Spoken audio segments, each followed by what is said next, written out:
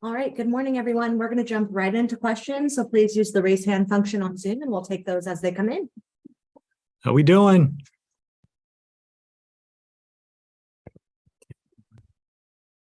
Ben, we'll start with you. Hey, Coach. Good morning. It's kind of a late morning, but just early thoughts on the Ducks, and the challenges they pose. Yeah, incredible team, great speed, a lot of skill. They're very dynamic and offensively and defensively.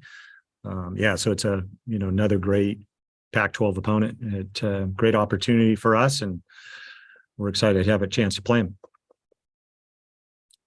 Thank you, Ben. Troy? Hey, Coach, let me just start with a personnel update, if I can. Humphreys, Wyrick, Scotty Edwards, Pale, if there's anyone else out there that we might need to, that might be missing. Yeah, no, those are the guys, and hopefully we're going to get some of those guys back. But first day of practice today, we'll see kind of what they're able to do, and hopefully we'll get them back. Thank you, Troy. John? Coach, I know we've asked you this sort of in quick fashion after games and whatnot, but your philosophy on using two quarterbacks, I look back at Sac State and Dunaway and O'Hara. You last couple of years, you used both of them all the games. So I'm interested in the philosophy and like where you got it and how you sort of deploy it game to game. Yeah, I mean, really never done it other than at Sac State. So it was always played just one quarterback. That was a really unique situation where I thought both guys could play well together and complementing one another in different things that they did. Here, trying to find somebody to emerge and give us a spark, and really kind of feeling it out. Typically I want to play one quarterback, probably 95% of my coaching career. So it's definitely not a tactic. It's just one of those things, trying to find the best chance to give us to move the football and watch these guys play and still learning about them and how they react to certain things and what they do well. And if somebody emerges, and I, would probably play one of them the majority of the time, but until somebody emerges, I'll probably play both of them.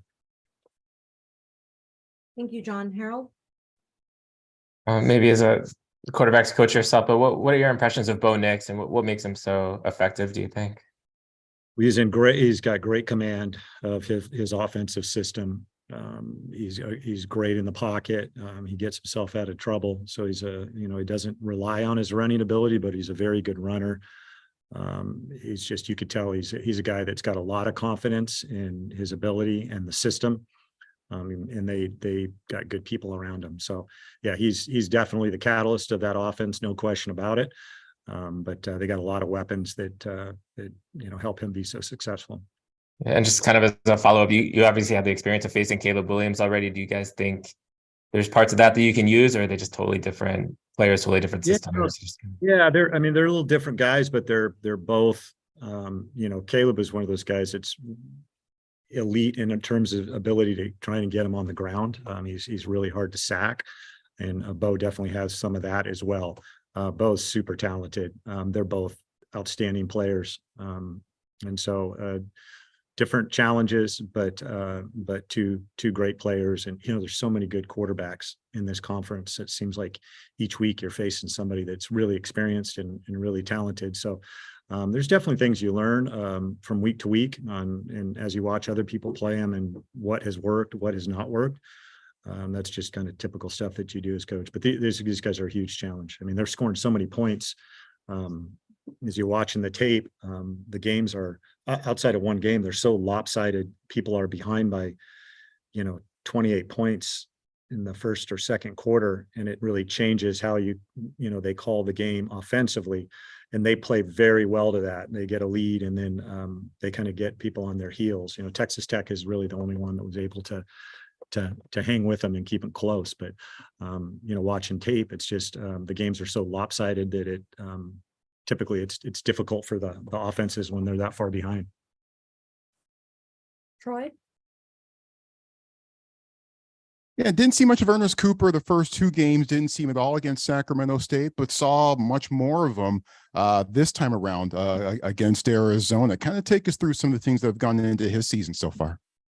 Yeah, Coop is, he's a guy that had a great fall camp and has improved a lot for us and played in some nickel this past weekend. And he's a guy we have a lot of confidence in. He continues to improve and he'll be a big part of our defensive scheme. Punters, we've seen a rotation there a little bit. What's kind of gone into that? Well, trying to find the most consistent guy. They both have lots of ability. Directional punting and where you put the ball is a big part of that.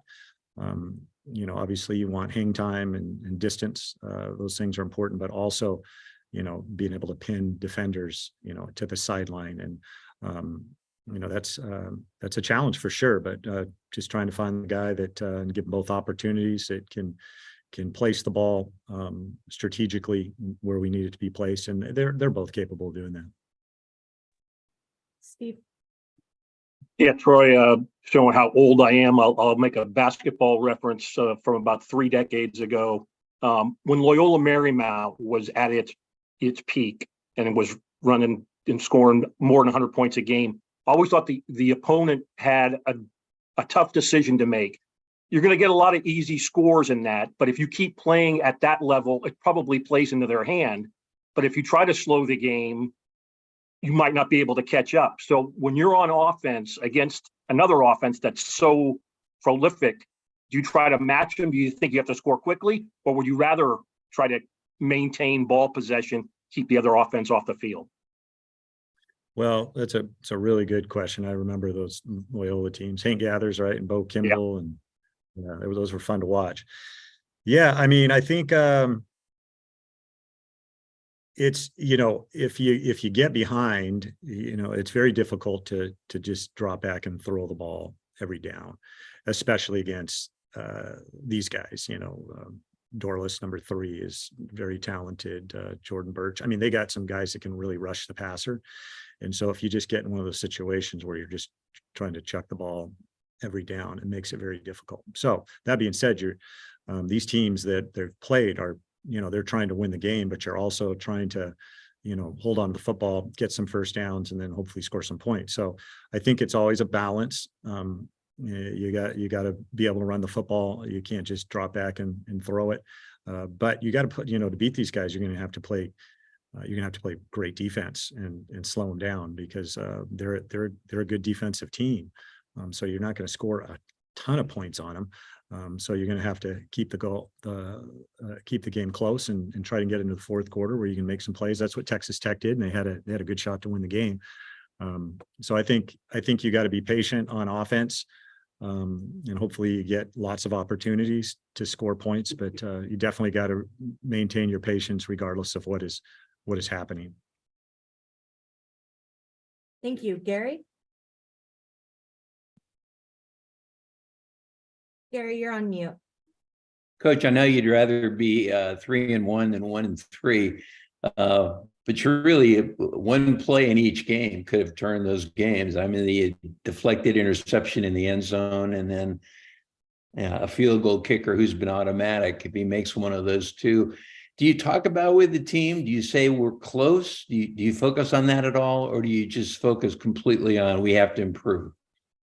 Yeah, no, I appreciate that. Yeah, no, we do. We talked about going into this last game, how close, we were to making it happen. And there was definitely progress being made. And, the challenging part is when you're a competitor is you put so much into it, you want to see the results of getting the W. And it's deflating when that doesn't happen. So, but what our guys have really focused on doing is moving on quickly. And there's no, people talk about having a 24-hour hangover or whatever. We don't do that. We don't have a 5-minute hangover. We got to move on quickly and continue to get better. When you're really young and inexperienced, you can't sit around and wish for those couple of plays. It's human nature, but we're moving forward. And I like the progress that we've made. Obviously, we need to make more progress. Nobody's satisfied with coming close. It's not what we do. But in that same thing, we are close and we're making progress. Now, we're playing some great teams. This is another great team. We're going to have to play even better to have a shot. We got to play better this week than we did last week. And I think we can do that. But it's definitely a challenge. Thank you, Ben. Yeah, I was going to ask about the return game. You have some guys with some speed back there, and Farrell and Filkins, guys that could bust one. Just what do you guys need to do to give those guys a better opportunity to maybe take one either to the house or at least, have a deeper, kind of deeper returns? Yeah. It's a good point. We've had some returns that were so close to breaking, and you just miss one block or hold somebody or whatnot. Football is the ultimate team game, and you need, there's some sports where one guy can completely dominate with very little help from somebody else. Like you think about a pitcher. In baseball, you can pretty much dominate the game. In basketball, there's times where guys can take over. Football that's very difficult to do. You typically need 10 or 11 guys doing the right thing.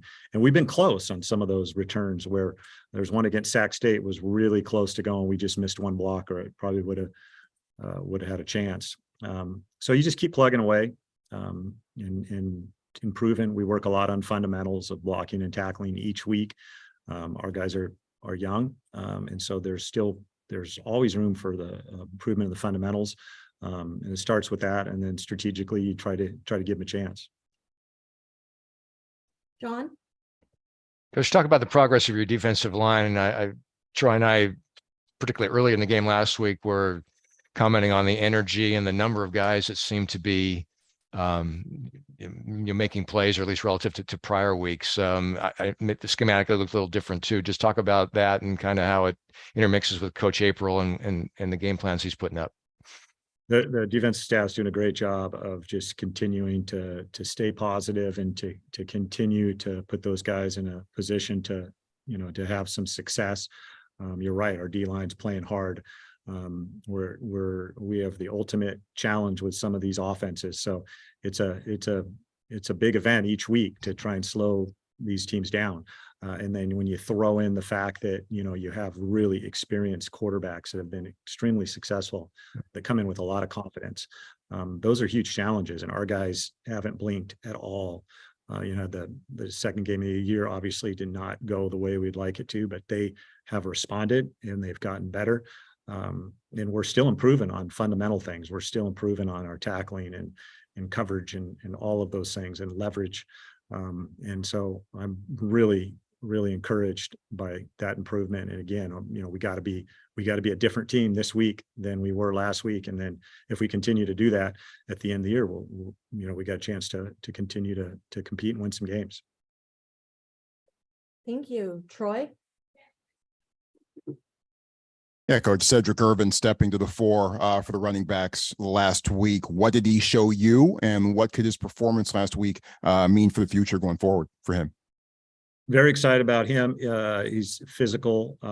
He's quick. He runs through tackles. You saw that maybe it was his first run or second run. Maybe broke 4 or 5 tackles. So that physicality. He plays with a good pad level. It's really important to him. He wants to be a good protector. He can obviously improve in those areas. That's always the struggle for young players, is in protection, because most of them haven't done it in high school much. But he's a young guy that we're excited about, and he kind of did what we thought he'd do, that he would produce and put some plays together that would give us a chance. And he's an explosive guy, and he'll continue to be a part of that group that'll contribute. Thank you, Troy. Back to Steve. Yeah, Troy, and again, making a comparison to another sport. In baseball, when a team gets close to the All-Star break, there's some thought that it might change its pitching usage because you've got 4 or 5 days off that you don't normally have. As a head coach with a bye week coming, does that change any of your strategy, any of your player use this coming Saturday? Probably not. I do think, the bye week is, in a position where some of these guys that are trying to get back, that are really close to being healthy. Obviously, I think coming out of the bye week, you would expect them for sure to be able to play or have a really good shot. But we're just we're week to week. We're really focused on, we have the opportunity, whoever can play, whoever is up, who's ever healthy, they'll play, and we'll utilize them, and then we'll see who's available the next week. But the bye week, you're right, it is strategic in terms of where it's at, and hopefully we'll get some guys back that may or may not be able to play this week. John? Coach, could you educate us, without having to asking you to divulge the secret sauce, but sort of this league this year? You mentioned the quarterbacks, and week to week, it really is daunting. And you come from the offensive side of the ball. Coach April is your defensive mind. Just sort of week to week, does he come to you with a game plan? Do you look at the film together? Just shed a light on the challenging task of preparing a defensive game plan as we enter into the conference games. I think it's incredibly challenging. I don't think, in the coaching profession, I don't know all the sports very well. I can't imagine a more challenging job than a Division I or NFL defensive coordinator. I mean, it's just, people are so dynamic on offense. They do so many different things. There's so many different tempos. If you look at, back when I played, in comparison to the strategy and the formations and the tempo, it's almost like a different sport. And everybody's doing something that's really challenging. They spend a lot of time. There's a lot of different reasons for that. I mean, the technology and the time that's put into to developing schemes and all those things, and how to train guys. So it's very challenging. Offense, a lot of times, you kind of do what you do, and you adjust in terms of how you're blocking things. But I think the really good offenses, they do what they do, and they do it really well, and they'll make some minor adjustments. Defensively, you're going to be facing different people every single week. You have a limited amount of time to prepare for that. You can't make too many drastic changes, because your guys will play slow and not very effectively. In regards to, my role in the defense, that's Coach April and his staff. I spend the majority of my time getting ready offensively for a game plan and putting together a chance to score some points. I have all the trust in the world in our defensive staff. They're really smart guys.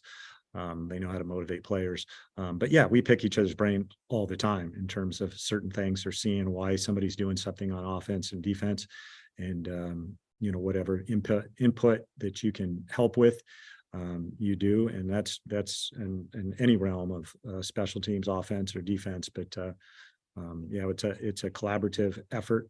But the schemes on defense our defensive staff does a great job of that. Ben? You guys are, obviously a rebuild situation. You're kind of starting from the bottom. How much of an emphasis is there on with your guys of, hey, we're really kind of building towards the end of the season and seeing if we can win a couple down the stretch in November, and just kind of using this early portion of the season for growth? And not that you're not trying to win now, but how much of an emphasis on your guys is, hey, we got football to play in November, late October, and let's make a stretch there maybe, and really kind of use these early games, just kind of growth and teachable moments? How much of that is kind of part of your messaging, if that made sense? Yeah, no, I know what you're saying. I mean, really, we are really a day-to-day, game-to-game operation. We're each week, each game, this is like a bowl game for us, a championship for us.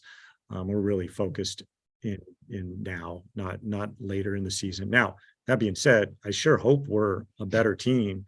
If we're healthy, I hope we're a better team at the end of the season than when we are now.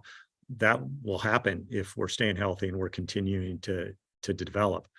So that is definitely a long-term goal. But we can win these games. We can. We had an opportunity the last 2 weeks to win the game, and we go into each week with the outlook and the desire to win the game, and finding a way to do it. And our guys feel that way.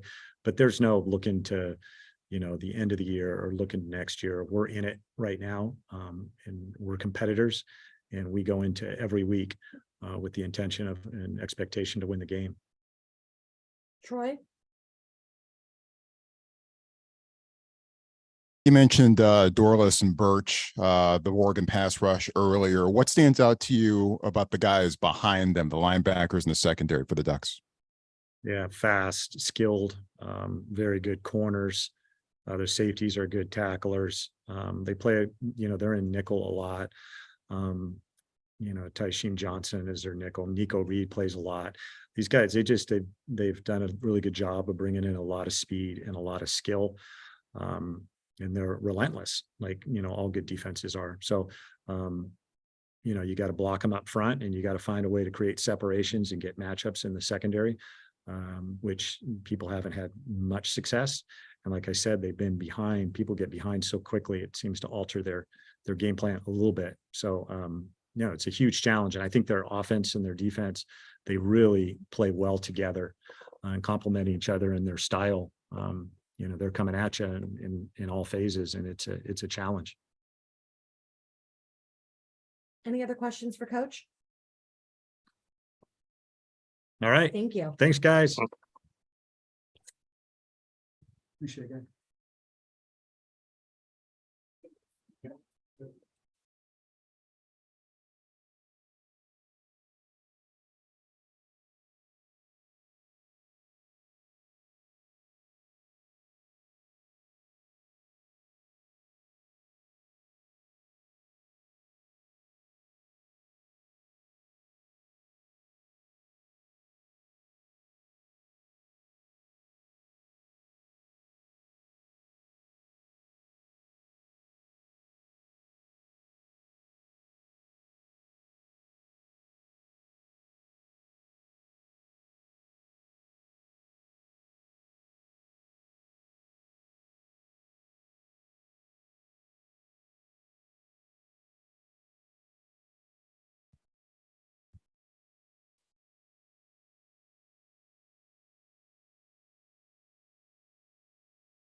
Sorry about that. We're here with Logan Berzins. We will take questions in the same fashion we took them for Coach Taylor.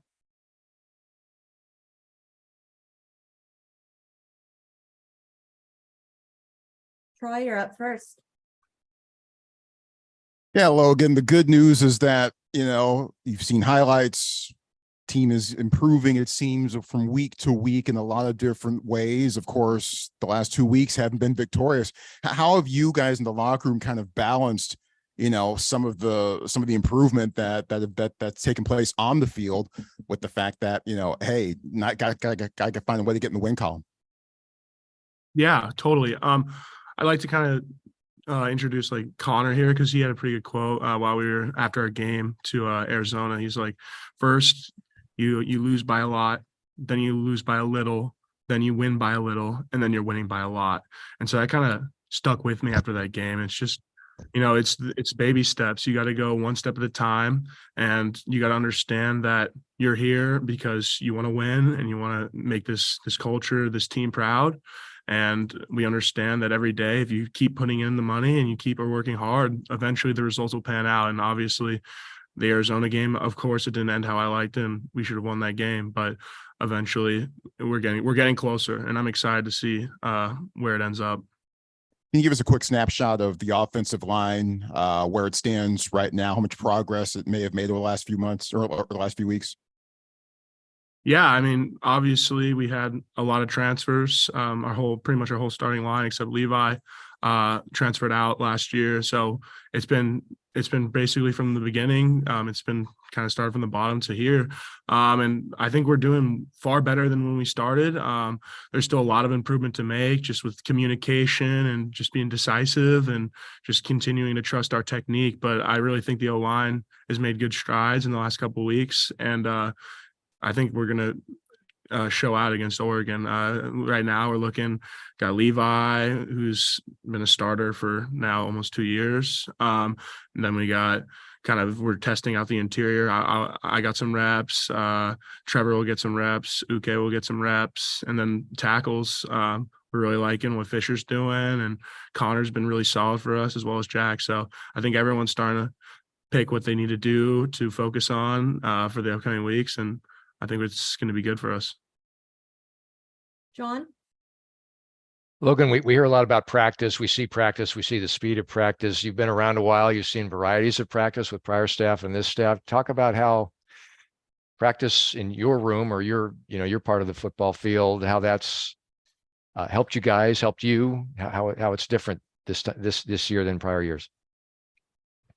Yeah, of course. I think the Taylor staff and kind of the Taylor era of offensive football has really improved kind of my ability to be conditioned at the same time thinking faster on my feet. It's funny, like the Shaw era, definitely, an effective offense, of course. Shaw was a great coach, but it was kind of like you do a play, then there'd be some downtime, then you do another play, and there wasn't a lot of like one-on-one, like ones versus ones and like high intensity reps that we saw through all fall camp all the time. We'd have 3 team periods of 10 minutes or 5 minutes and then straight up drives.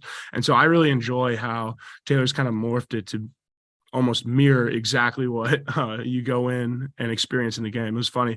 You think when you go in for the first time, when you start, there's going to be like a draw, it's going to be completely different than what you've done in practice. And when you go in there, it's like, holy crap, like this is the same kind of stuff. Like there's this even front that we saw 2 days ago when I was going against, the defense. And so it's been good for me. And I think it's been good for the whole line and the team in general to kind of pick up the pace and, get a lot of reps. He really emphasizes getting as many reps as possible. Harold? Yeah, how does your job or maybe your responsibilities change depending on if Ashton or Justin is back at quarterback? Yeah, of course. It doesn't at all. We both, as an O-line and as an offense in general, we both completely trust them to get their job done and understand that they each fill a role in the offense we're currently running. And it doesn't matter who's behind us. Who's behind us currently. All that matters is that we can protect them and that they can get the ball out to the playmakers who are going to make us win games. And so there's no difference. Yeah, I guess just as a quick follow-up, I know you said it doesn't make, was it surprising that like it seemed like, Ashton was back for the first snap of the game and then all of a sudden you turn around for the second snap and there's another quarterback back there? Maybe you were planning for that all along, but was that like a double take maybe at first when you see people kind of being changed in the same, play to play? Yeah, of course. I mean, like there's obviously like a little bit of differences in cadences and like just kind of how they run like their offense. Like, every quarterback has their style, but it doesn't change how we operate. And I personally like it because, you get to see both of your boys kind of ball out and do well for the team and you're there protecting them. So I kind of like it. Ben? Yeah, I just kind of wanted to get your thoughts on Cedric Irvin and what you saw from him as from an offensive line perspective, what he was able to do as a fresh and running back out there. Yeah, Cedric, an awesome guy, an awesome addition to the team. Really kind of inspirational to see him develop over the fall and into the season. And, if I had to describe him by just watching the film, he's a hard runner. Like he runs the ball really, really hard. And like, he's not going to go down unless he's getting ganged up on or tackled by a bunch of people. And so it was good to see, like, especially on that goal line play where I think we ran like a bonza or something. We didn't like open a hole, but he just like powered through there and redirected out of there. So it was good to see. But I think all of our running backs have a really good chance of helping us this year. And that includes EJ, Casey, Cedric. All of them are going to get reps and all of them are going to perform for us. John? Logan, another question where I'm asking you to educate us a little bit. Grades that you guys get. And I ask this because I sort of chuckle because some of us are on the Pac-12 vote for the lineman of the week. And some of the schools that put forth their candidates talk about the Pro Football Focus grade. And I know that separately you probably get grades from your coaches. I mean, first of all, can you give us kind of a 30-second of how you guys are graded, and then when you see differences in the way your coaches grade you and maybe the so-called independent experts grade you, does that cause any consternation or chuckling or whatever? I mean, yeah, like I've seen PFF grades for O-linemen for all sorts of positions, and like as a blanket grade, it's great because like you can kind of gauge, like, it's like a universal kind of comparison to gauge O-lineman based off of some metric that has been established on the PFF system. But like PFF, I wouldn't say is like the holy grail of grading because there are offenses that do different plays that PFF doesn't quite understand what the responsibility is. And they give it a plus or a minus based off of like what they deem is correct when it could be something completely different. So you have to take it with a grain of salt. And to be honest, PFF PFF, like it's cool to look at, but I always trust what the coaches' evaluations are saying, because that's what's important for how the offense to function. So, yeah, our coach grades us play to play. We go through each play and he'll run from right tackle to left tackle and be like, okay, here's what you did. Like, here's what you're supposed to do. Here was what we thought about what you did and if it was correct or not. And then we kind of go through that. And by the end of it, we understand kind of the basis of how we did that game. But yeah, I would definitely say like PFF, it's like a blanket grade, but it's also, you need to look at your specific team and exactly what your responsibility was on the play, because they don't quite directly understand what's happening on each play. Troy? Logan, if I'm seeing this right, your dad went to Stanford, your mom went to Cal, so a split household from the looks of it. Yeah. How did that kind of turn out when you signed the letter to come to Stanford? How was that received in the Burzens household? Of course, yeah, no, that's hilarious. My mom and dad, I mean, of course, they're like, we support you wherever you want to go. But it's funny, for game day, big game, my mom always wears Cal's gear, even though I go to Stanford because, it's just our school. But it's there's a little in-house rivalry, of course, and it's been tough on me because we got to beat Cal this year, because she always gives me a little crap for it. So, but it's cool to have a little in-house rivalry, fuels the rivalry forward, John? Logan, you've been around the block. You played Oregon a number of times now. You know about the rep. Obviously, the performance on the field speaks for itself. What's the right way for this team to approach a game like this? Obviously, it's a big challenge. Yeah, I honestly, I always go by the mantra nameless and faceless. You're gonna go in there. There's gonna be a lot of people who are gonna be saying a lot of things that don't really matter that much to you, and you have to be hyper focused on your individual job. And if you take it one rep at a time, and if you continue to be successful in these kind of one rep kind of games, you'll come out successful. And that's exactly what we did 2 years ago when we played them at home and upset them. And so currently, I think that just having a hyper focus on your individual role and not really caring about all the outside influence is going to ensures us to win this game. And so I'm excited to see us perform. Ben? Yeah, just kind of curious, what areas of your game have you most been focusing on for this year? Yeah, I think the main focus. So last year I was kind of like running a lot of packages and like jumbo packages. So I was doing a lot of run blocking, especially on the goal line. And I think the biggest focus for me was to change to kind of like that pass pro mentality, because obviously you have to be able to do both when you're in the interior and on the exterior for O-line. So being able to kind of get my set progression down and exactly kind of the angles I need to take on different defenders has been good and has helped me a lot during this season already. And then I got to give credit to our coaches for really emphasizing the importance of punching and just like getting on defenders quick. And then when you have your hands on them, not letting go. And so those have really been kind of some of my emphases these coming weeks. Any other questions for Logan? All right. Thank you, Logan. Thanks, guys.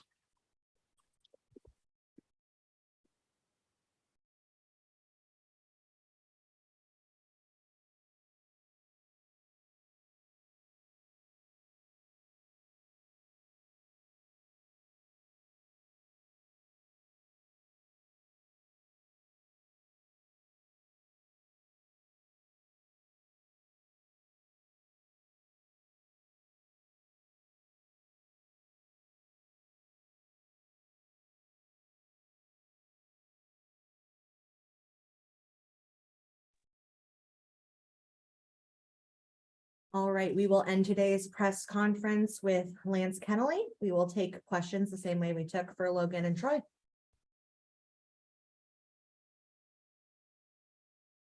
Harold, you're up first. Hey, Lance, I think Oregon might have the second highest scoring offense in the country. What have you seen from them so far? And what do you think will be your keys for, to kind of slow them down on Saturday? Yeah, for sure. They definitely do have a very potent offense. One of the things that Coach April has emphasized as we are moving into installing our game plan.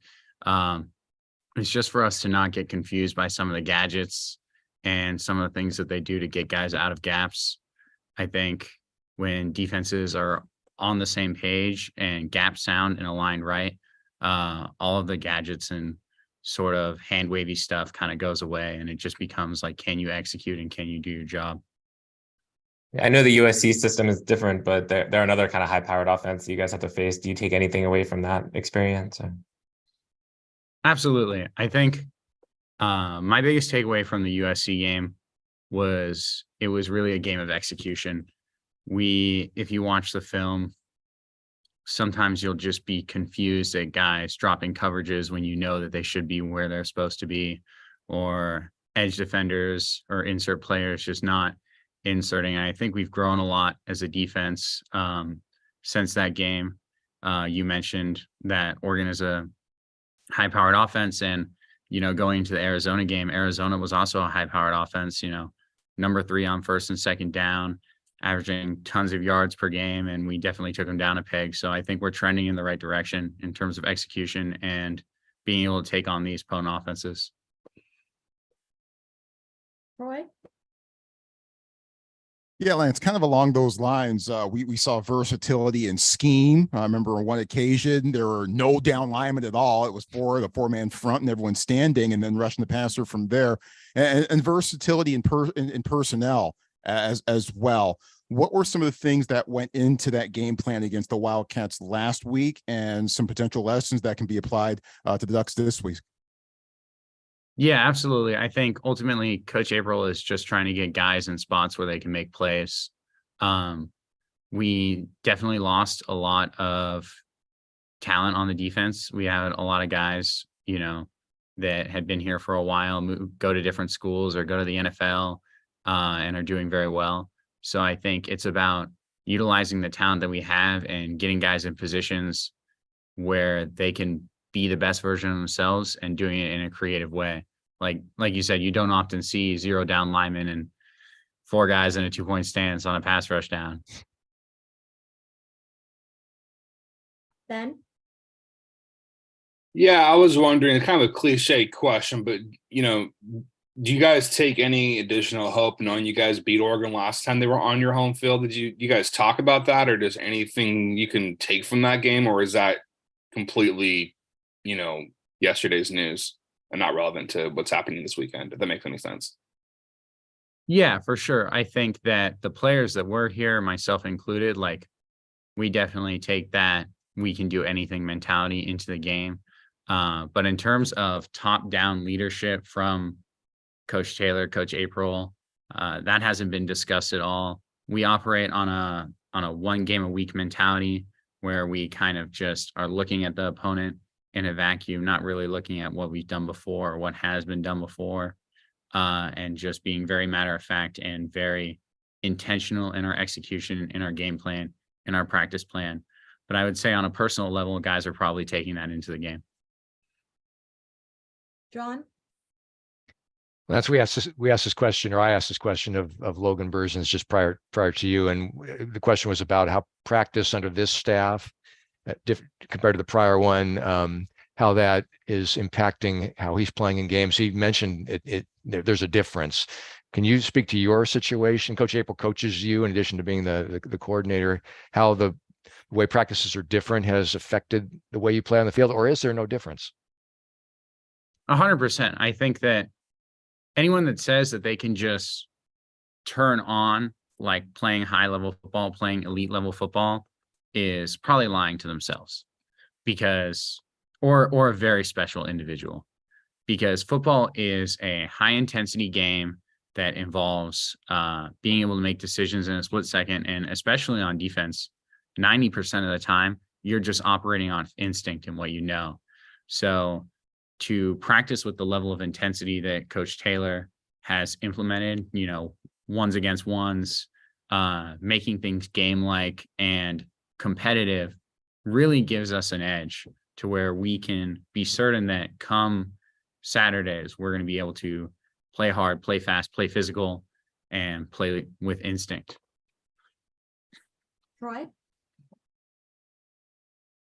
kind of intriguing seeing how edge rushers fare against different style quarterbacks. Obviously, Hawaii's quarterback Shager, more drop back style. Stanford was able to perform a bit better against him and get more hits on him. Dual threat quarterbacks a bit more difficult, I would imagine, for edge rushers to be quite as productive, perhaps in those senses. When you're facing different types of quarterbacks, how does that affect what the edge rushers are able to do and what they're asked to do, and especially against a guy like Bo Nix? 100%. I mean, if you look at our game last year, Bo Nix definitely hurt us. I think he had like a 60-yard run, something like that. Yeah, it definitely informs our pass rush in a way to, if you're facing a traditional pocket passer that is not particularly mobile, you might risk, coming over the top a little bit more. You might, put a little bit more lean into your get off, look to counter back later. At the end of the day, it comes down to rush lanes and that kind of emphasis. And I don't think that ever goes away depending on the type of quarterback talent that you're playing. But it is definitely more emphasized versus, like a dual threat versus a pocket passer. So Coach April talks about owning your spoke. Everyone's responsible for a different level of the quarterback. So you have upfield shoulder here, left foot, right foot, right? And if you can own your spoke, then we'll be good. And it definitely in the Sac State game, that was a point of emphasis that we didn't do very well. And so moving into like Arizona, Jane DeLuna was very potent, like rolling out and stuff like that. So we had purposefully made plans to keep him in the pocket and we executed. John? Lance, can't let this Q&A pass by without asking you to address the fact that you're another one of these Stanford players who had a dad who played elite football. I played at USC, your dad, Matt. And I'm not going to ask the superficial question, is he a support? Because of course he is. But can you give us something concrete that he's taught you, a technique, an approach to pregame music, something that has helped you in your college career? Yeah, for sure. I think what my dad really taught me about football, I think, is just separate from life. Football is its own sort of microcosm of being competitive. And my dad obviously played defensive line. So I have this anecdote with the other linebackers. I was like, well, you guys were playing catch. My dad and I were sitting there and he'd say, show me your punch, and like having me do like a 6-inch punch. So one thing that I definitely credit to my dad early on is just like teaching me to be hyper competitive, teaching me to be like an aggressive run stopper. And another thing that I don't think people usually give enough credit for is he put me in wrestling since I was like 6 years old. And that definitely helped me with like leverage and technique and being able to bend. And I would say that is probably his biggest contribution to my play, is just making me a dual sport athlete and teaching me how to be dynamic and different in the way that I play. Thank you. Ben? Yeah, Lance, just kind of as a whole, looking at the defense, how would you evaluate what you guys have done well, what you guys mostly need to improve on? And it seems, does it feel like you guys are getting better week to week? And if so, why? 100%. I think without a doubt, we're getting better week to week. And as someone who's been around a lot of different classes of Stanford football, I could tell you that there is no group of guys that I'd rather play defense with that is more committed to the cause and more single-mindedly focused on getting better and being better each week and blocking out the noise. So just off rip, they're, phenomenal guys. All of them are very disciplined. In terms of ways that we can get better, is just consistency. Ultimately, you can't win a game if the other defense is outperforming you. It doesn't matter, if the offense puts up 70, if the other team scores 77. So our singular focus in the immediate future is just being the better defense, right? Last week, we lost by 1 point. if we were just a little bit better, maybe they got one less touchdown, then we win the game. In terms of other coaching points and things that we're focusing on, I really think that we're just learning to appreciate how close we are to being really good. Coach April had a breakdown on Sunday where he talked about 2 of the 5 best Stanford defense performances in the past since 2020 were executed by our defense in the past 4 games. The first one being Hawaii, which I think they got 351 yards of total offense. And the next one being last week, which I think was 349. Like, if on paper, like, that's a great defensive performance, but we can just get better and better and better and just keep trending in that direction. And, you know, by the end of the season, I think a lot of people are going to be surprised. Any other questions for Lance? Thank you, Lance. Thank you. Thanks, Lance. That will